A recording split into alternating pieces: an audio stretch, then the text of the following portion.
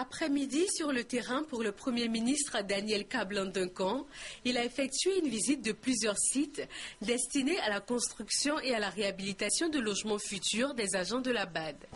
Nous sommes allés donc à la 8e tranche. Nous avons vu un terrain de 4 hectares et demi sur lesquels doivent s'édifier, disons, 74 logements. Nous sommes allés du côté d'Abata, il y a 5 hectares donc, de terrain. On doit construire 77 logements. Nous sommes allés donc à la rivière Golfe 4 et là on doit faire 8 pavillons en ce qui concerne les administrateurs.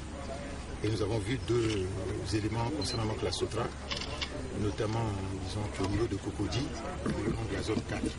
Là, globalement, on va faire 45 logements au niveau donc, de Cocody et 53 logements au niveau donc, de la zone 4C. Donc 98 logements au niveau de la Sotra. Et nous terminons donc ici, au niveau de cette zone sur la route donc, de Ramassam, avec 20 hectares et, si j'ai bien noté, 186 logements.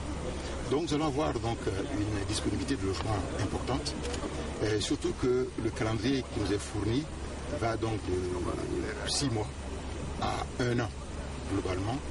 Une première tranche d'environ 500 logements sera disponible dès la fin de cette année 2013. Ce projet de construction de logements bénéficie de l'aide de la Caisse nationale de prévoyance sociale CNPS et de la Sotra, Société de transport abidjanais, par l'apport de plusieurs terrains.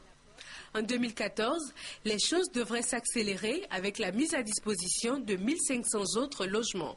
Avant le dossier logement, ceux des bureaux, des écoles et des centres de santé avaient été examinés par le Premier ministre.